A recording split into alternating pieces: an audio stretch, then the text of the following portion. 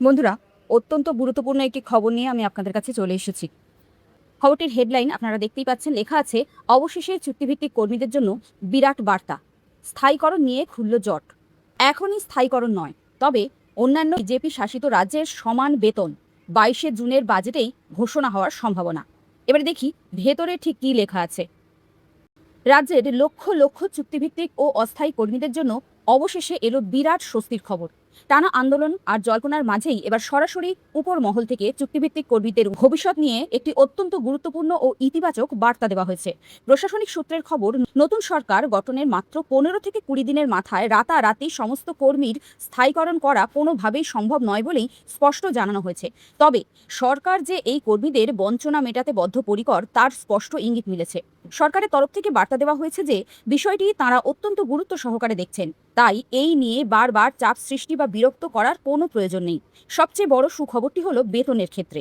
এখনই স্থায়ীকরণ না হলেও অন্যান্য বিজেপি শাসিত রাজ্যগুলিতে চুক্তিভিত্তিক কর্মীরা যে পরিমাণ বেতন ও সুবিধা পেয়ে থাকেন, পশ্চিমবঙ্গের কর্মীদেরও সেই একই পরিমাণ বেতন দেওয়ার সিদ্ধান্ত নিয়েছে রাজ্য সরকার।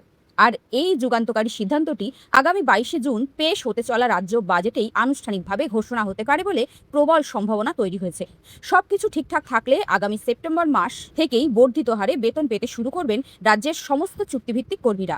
সরকারের এই ঘোষণায় দীর্ঘদিন ধরে নামমাত্র বেতনে কাজ করা কর্মীদের মনে প্রবল আশার সঞ্চার হয়েছে।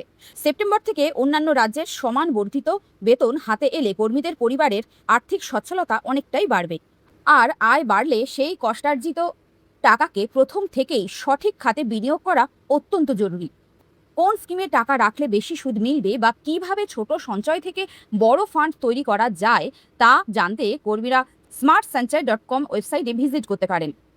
এখানে থাকা 50টিরও বেশি ফ্রি ইনভেস্টমেন্ট টুল ও ক্যালকুলেটরের সাহায্যে আপনাদের নির্ভুল আর্থিক পরিকল্পনায় দারুণ সাহায্য করবে।